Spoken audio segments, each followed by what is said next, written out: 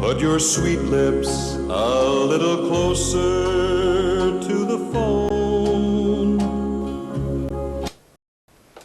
Do you know, I must buy Penny a mobile phone. Let's have a look. Sure, I saw some in here. That's definitely the one that she'll love. Let's have a look online, see if I can get it a bit cheaper. Yep, that looks quite good. Wow, what a deal. That's the one for us.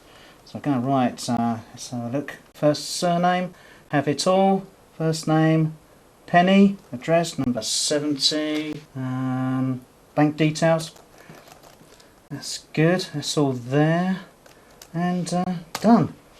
Wow, and immediate delivery.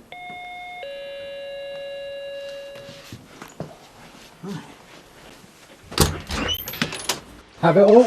Yes.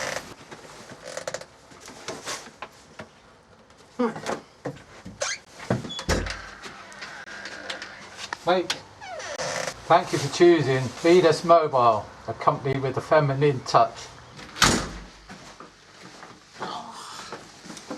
She's going to be so pleased. Wow. One. Fantastic. A cracked screen? That's it. Let's get the number. 0176. That's it. Thank you for calling Venus Mobiles. In order to connect you to the most appropriate department, please select one of the following 37 options. Options. 5.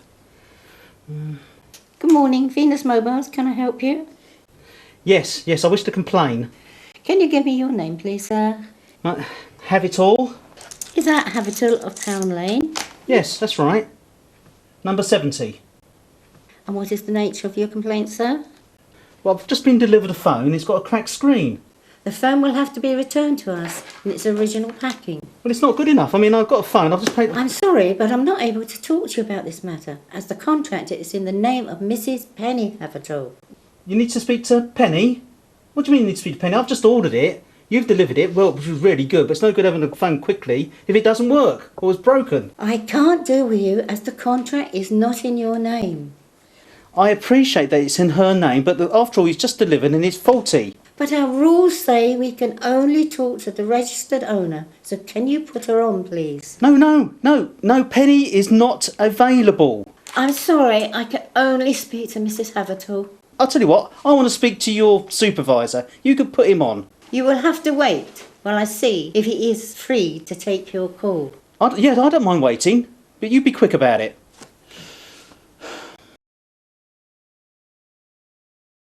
I have Mr. Havertall on the phone, who is just complaining that he's got a broken phone. I'm afraid I can't deal with him because the contract is not made out in his name, and he's insisting on speaking to someone higher up. So I'm passing him over to you. Good morning, Mr. Havertall. Hello? You're talking to Terry Locke, Head of Company Security. Jenny, from Customer Care Team, has put me in the picture. And as security is involved, I have to intervene. Well, I've just been delivered a phone. It's got a cracked screen. My understanding is that the contract is not in your name, but Mrs. Penny Havertall. Yes. We operate the countrywide gold-plated standard of security to only speak to the registered contract owner. I appreciate your security, but after all, we're not talking about money or anything. Would you please put Mrs. Penny Havertall on? Okay, I'll go get Penny, if that makes it easier. Hold on, please. This is Penny Havertall. Good morning, Mrs. Havertall. I believe the phone delivered to you this morning had a cracked screen and needs to be replaced. Is that correct? Yes, the mobile phone does need replacing. Thank you. So much for their security.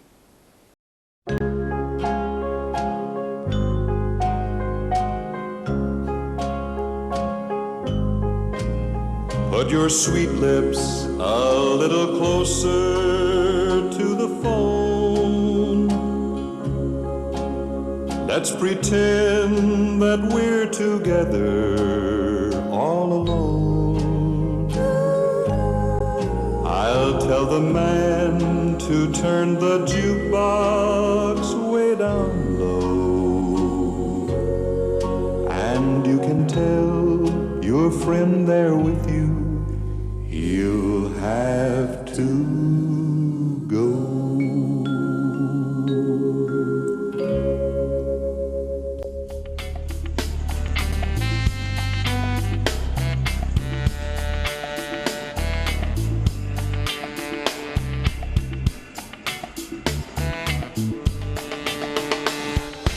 Back in the last century, when I was growing up, on every August bank holiday, the press was filled with stories about how predominantly Caribbean youths fought with police.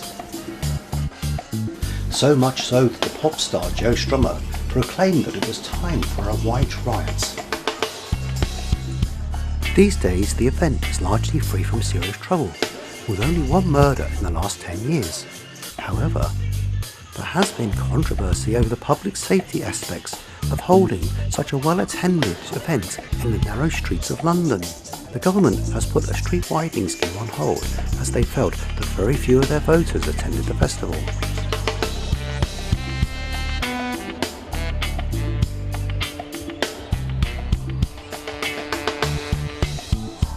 Every August, a small group of us travel up from the seaside to watch the carnival.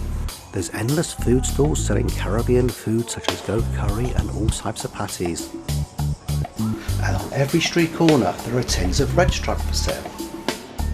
A few West Indian fellows were selling homegrown skunk, but not being a vegetarian, I gave it a miss. Surely all the ingredients for a great day out and endless streams of scantily clad dancing girls is just the icing on the cake.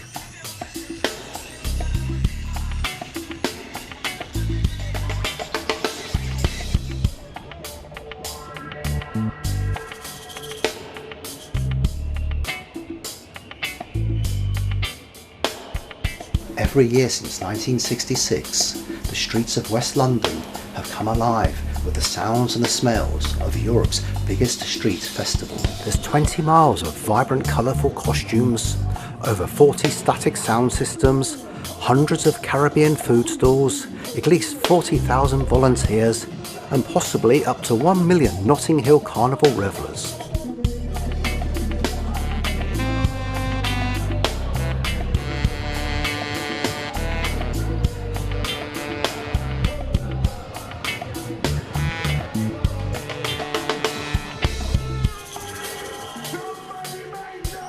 So what's the point of visiting the carnival? Sure, it's great fun if you're taking part in the parade. Thousands of London girls have spent probably months working on fabulous costumes that will probably be only worn once. Whereas other girls have worked on their dance moves and creating the perfect fat arse that will no doubt last them a lifetime. A lot of time, expense and effort has gone into the planning, and I'm sure this is all part of the fun.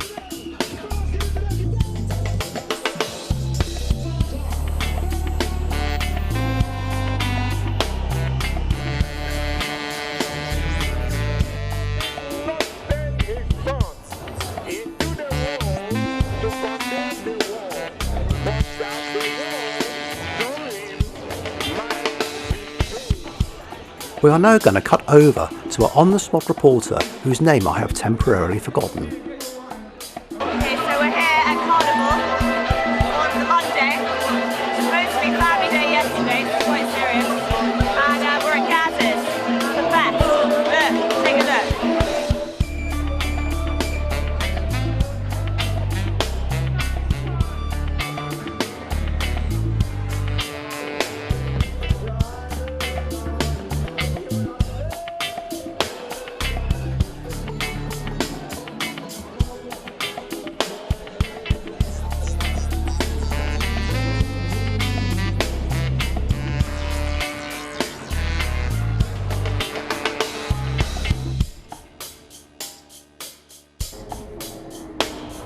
Despite the hopes of the crowd, these two failed to make an appearance.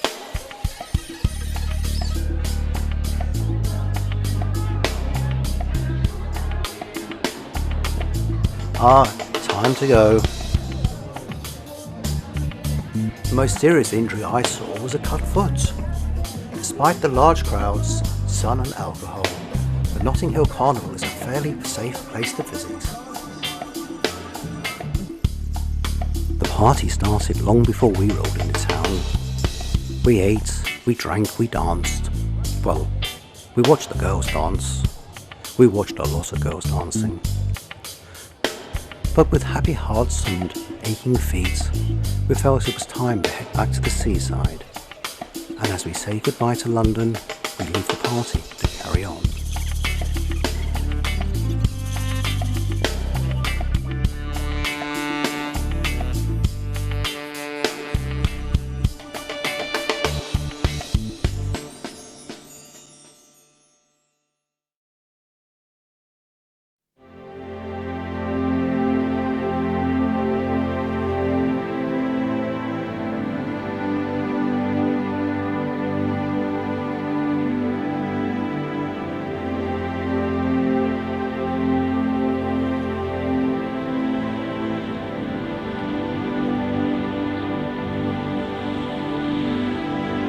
In February 2011, the very popular Barfleur sailed back to her berth in Poole.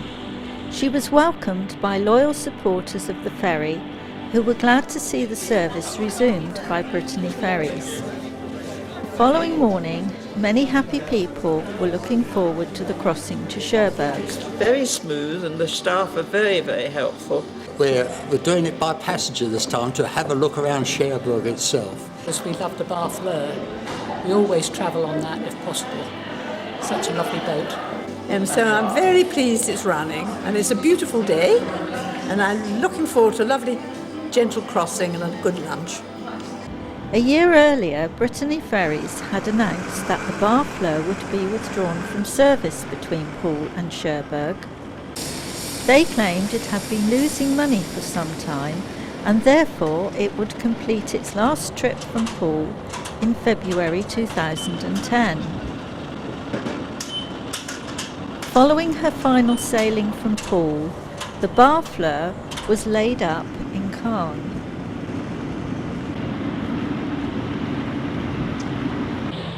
For the 2011 season, the Barfleur will carry a maximum of 450 passengers. The name Barfleur comes from a small fishing village in Normandy, not far from Cherbourg.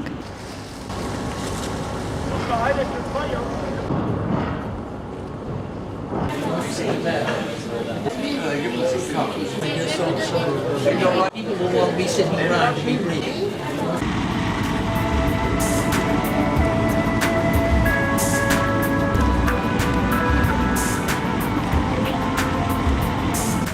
The Barfleur, like many other vessels using the harbour, are subject to compulsory pilotage. The pilot steers the boat through the narrow channels and out past the Sandbanks ferry at the mouth of the harbour at the haven.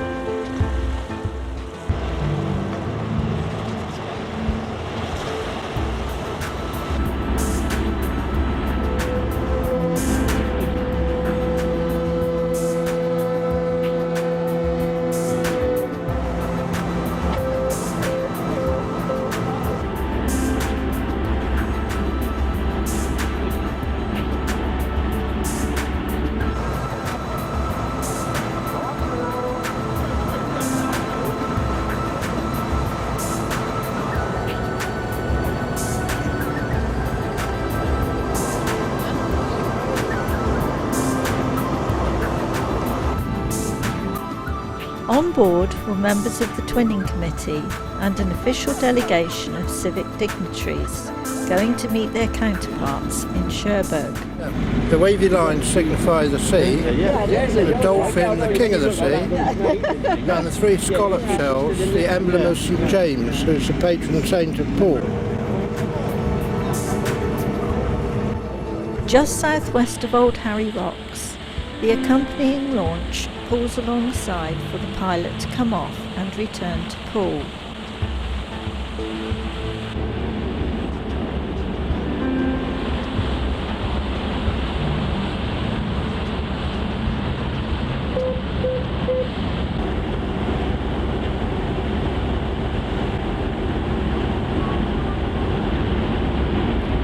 Among the passengers was the chairman of Poole Tourism.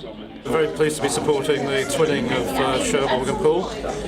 Very important route that Brittany Ferries are now bringing back on board.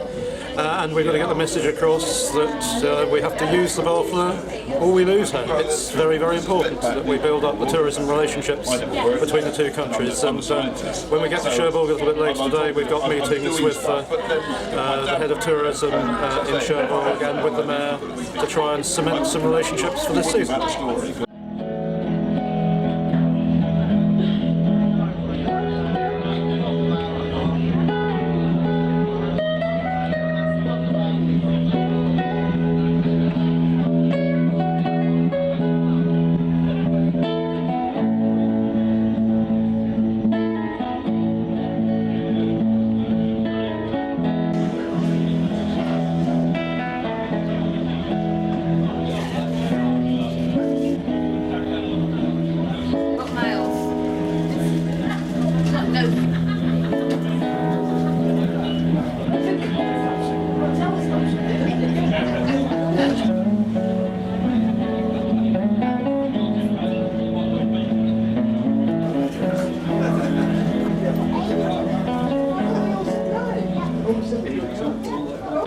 We're just about 3/4 of an hour up the road from Poole,